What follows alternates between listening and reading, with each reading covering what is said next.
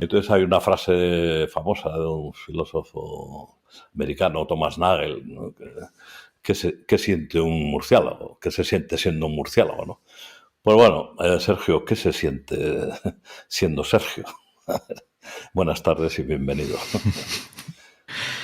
Hola, buenas tardes. Bueno, en primer lugar, muchas gracias por esta presentación tan generosa y por esta invitación. Para mí es un placer. Tampoco te conocía a ti, de hecho, te conocí a raíz de una entrevista que te realizó Val, de Polímatas. Y bueno, sobre la pregunta que me haces, empezamos fuerte. Bueno, es como un pez, ¿no? Que está en el agua, que es cuando le preguntas qué es la humedad.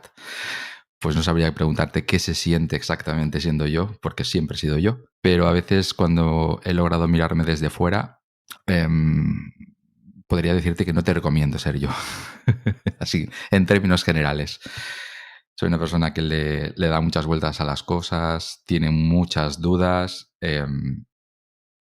y bueno, eso quizás también me ha ayudado a descubrir cosas que no hubiese descubierto de otra manera. Pero también vivir siempre entre la zozobra y la duda y la incertidumbre, haciendo gala un poco del título del libro que has mencionado, pues no siempre es plato de buen agrado, ¿no? Así que básicamente, sí, podríamos resumir en estos términos lo que soy yo, o cómo me siento yo, mejor dicho. Bueno, pues yo te puedo decir que cuando sea mayor quiero ser como tú. Vamos, o sea, sí, me generas una envidia sana o insana, no lo sé.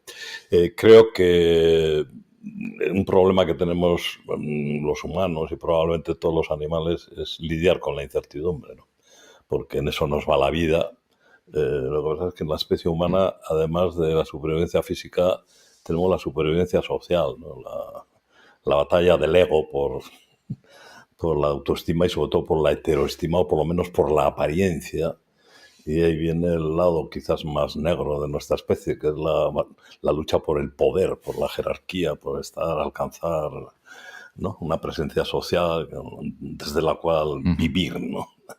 Me da la impresión de que no es tu caso, sino que yo creo que tienes el instinto de minimizar la incertidumbre en la medida que puedas y luego la necesidad de aportar ese conocimiento en el camino de minimizar la incertidumbre para ayudar a los demás, ¿no? Y eso me parece muy noble, ¿no? Mm.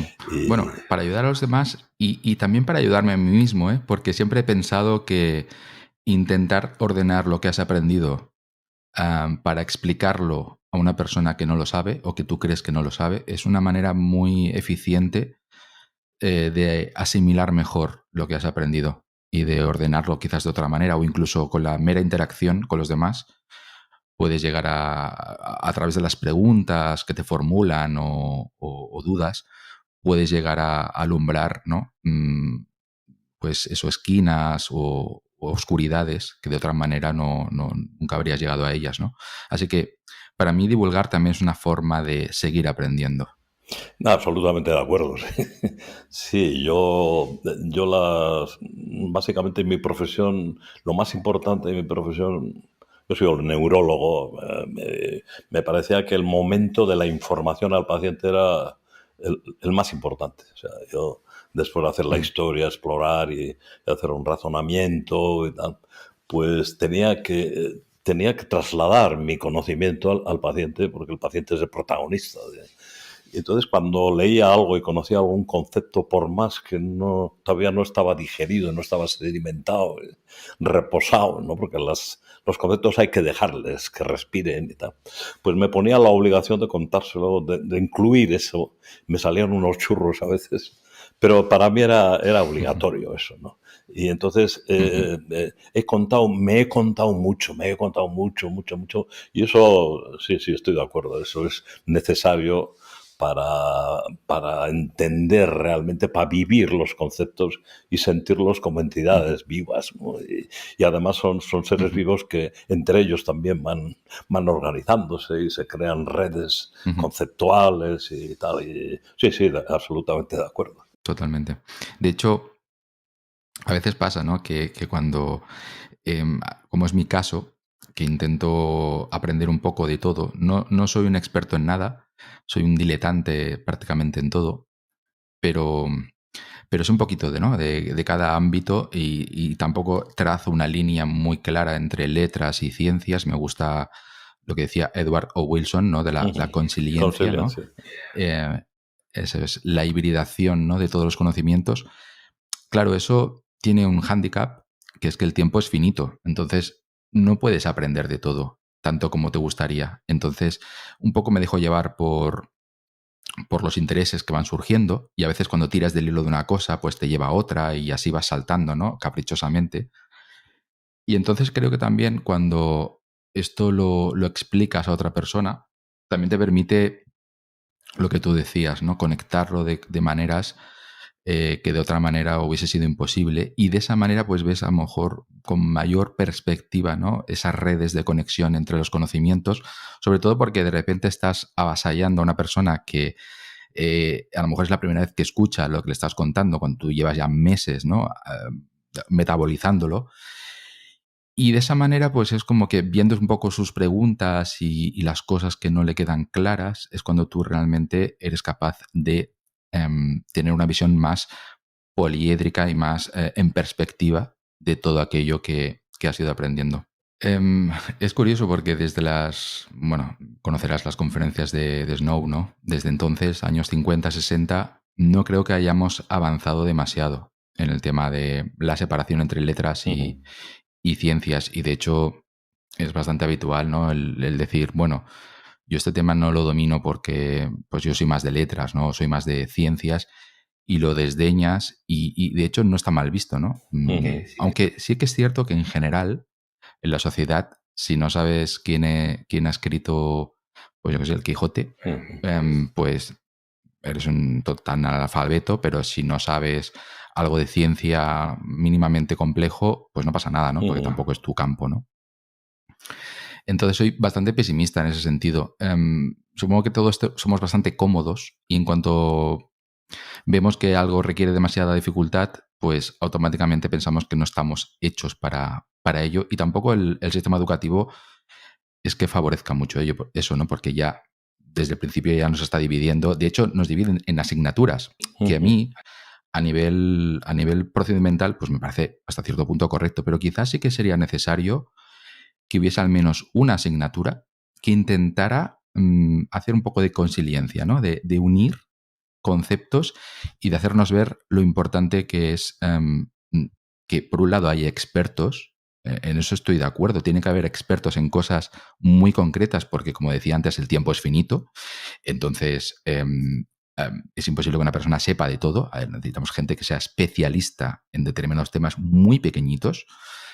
Pero también es necesario que haya pensadores más globales, que sean capaces de ver un poco todo el bosque, no quedarse solamente con las ramas, ¿no? Y por eso creo que en la educación eso sí que lo he hecho en falta. Una asignatura o una orientación hacia ver más el bosque, ¿no?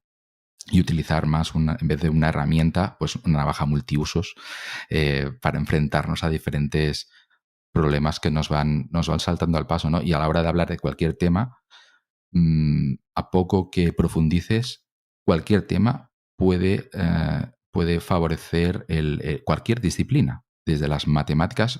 Hay un libro que me encantó, por ejemplo, de John Allen Paulos, que es un divulgador de matemáticas fabuloso. Eso es. Que tiene un libro, aparte de este que has mencionado, que es el clásico, que es cómo leer un periódico utilizando las matemáticas. Claro, esto a priori uno pensaría que las matemáticas no me sirven de nada a la hora de leer las noticias del día a día, ¿no? Y Paulos, sin embargo, utiliza cada capítulo para cada sección del periódico para demostrarte la potencia de las matemáticas a la hora de descubrir dónde hay noticias a lo mejor un poco hinchadas, un poco falseadas para llamar la atención. Y todo el periódico puede leerse en esa clave también. Entonces, yo soy muy de esa visión, no solamente de las matemáticas, sino de cualquier otra disciplina bien aplicada puede ayudarnos a entender las cosas más cotidianas del día a día. Bueno, no sé si conoces los estudios de Philip Tetlock. ¿De quién? Que habla precisamente... Philip Tetlock. Que habla precisamente de la fiabilidad de los expertos. Ah, Él realizó muchos estudios hasta qué punto un experto es capaz de acertar en sus predicciones ujú. y por qué se equivoca. ¿En qué terreno, Y perdón? cuáles son ¿En los qué expertos. terreno? ¿En qué campo? Bueno, él empezó creo que en Ah, economía, pero luego lo hizo extensivo a otros ámbitos y descubrió que había una serie de características que eran bastante comunes en los expertos que más se equivocaban. Y son simples correlaciones, evidentemente, no hay una explicación clara de por qué esto ocurre, ni siquiera sabemos si esto ocurre de verdad por esta razón, pero parece ser que los expertos que más se equivocan son los que más aparecen en los medios de comunicación. Cuanto más aparece en un medio de comunicación un experto, más se equivoca. Quizás él dice que quizás esto puede ser porque en los medios de comunicación no se admiten mucho los matices ni las grandes explicaciones y las puntualizaciones. Hay que ir al grano y además hay que parecer sabio, porque si no pareces ya, sabio, ya no te llaman otra vez. Con lo cual no admiten las dudas, no admiten, pues esto no lo sé, no puedo responder a esto, pues vamos a llamar a otro experto que nos responda, ¿no? Pues al final el experto que sobrevive, digamos, en este ujú. ecosistema es aquel que hace afirmaciones, vierte afirmaciones claras, rotundas, sin dudas, ¿no? Y claro, esto es la antítesis de ser un verdadero experto, porque el experto tiene que estar siempre dudando, aprendiendo, reculando, corrigiendo, Ah, etcétera, etcétera, etcétera. O sea que em, este es uno de los. De memoria no recuerdo todos los rasgos que tenían los ujú. expertos que más se equivocaban, pero este rasgo en concreto es el que más me llama la atención porque realmente nosotros, a nivel mediático, estamos expuestos a este tipo de expertos. Expertos que se equivocan mucho, según Ted Locke, con lo cual estamos condenados al fracaso como sociedad en ese sentido. Claro. Bueno, a este respecto yo suelo decir algo que epata bastante a la gente que no conoce mucho el tema, y es que para mí la ciencia se desarrolló precisamente porque no confía en los científicos. Claro.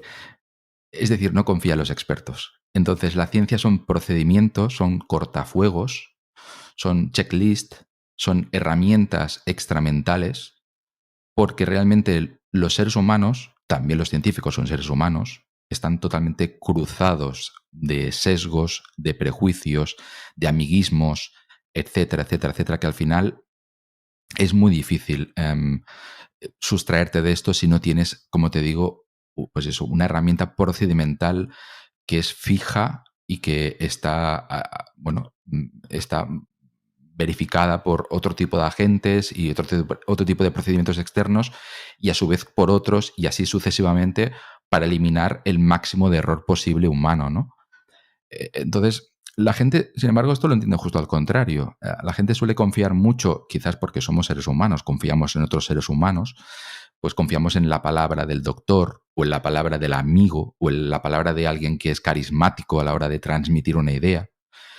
Y precisamente esa es la gran trampa, que además hace que los propios expertos se crean más de lo que son realmente, ¿no? Porque los demás les escuchan, Ujú. adoran lo que dicen y demás. Y precisamente, como decía, en el siglo XVI, XVII, la ciencia moderna se caracterizó precisamente por decir, bueno, a partir de ahora vamos a borrar de un plumazo todas las afirmaciones de autoridad que hemos escuchado hasta ahora y vamos a solamente confiar en aquello que se puede probar, reprobar, replicar y todo externamente y delante de todo el mundo. Y da igual quién lo diga, aunque el que vierta la afirmación sea alguien de la calle. Si lo puede Sí, probar, sí. vamos a verlo. Sí, sí. No sé de quién es la frase, pero que venía a decir que la ciencia avanza porque afortunadamente sus más egregios representantes van muriendo, ¿no? O sea, que Claro. si no fuera porque van desapareciendo del mapa, no se van refrescando esas estructuras jerárquicas ¿no? Que Ujú. contaminan un poco la evolución de la ciencia, ¿no? Mm. No, y al final es lo que tú dices, que si da la casualidad que en tu vida se cruza alguien Sí, especial que te introduce en ese mundillo, te hace sí, sí, pensar sí. o te incentiva de alguna manera, es como que te toca la lotería, Sí, básicamente. Pero si no te toca la lotería, porque no depende de ti que te toque, básicamente es que alguien que se acerque a ti te lo diga o lo descubras de casualidad, estás condenado al desamparo más absoluto. O sea que yo siempre pienso que si algo sé, lo sé gracias a casualidades, a que otras personas me lo han enseñado y también por eso de alguna manera me siento en deuda por todo ello y no solamente intento divulgar y enseñar y escribir libros para recibir palmaditas en la espalda o para ordenar mejor mis pensamientos, sino también para devolver lo que me han dado otros, ¿no? Y que entiendo que a mí al menos cuando de vez en cuando recibo algún correo o algún mensaje de alguien que me cuenta cosas que se parecen bastante a lo que yo sentí cuando descubrí según qué cosa o alguien me explicó según qué y me encaminó por ese camino, pues yo me emociono muchísimo y pienso, bueno, me alegro al menos haber incentivado a alguna persona también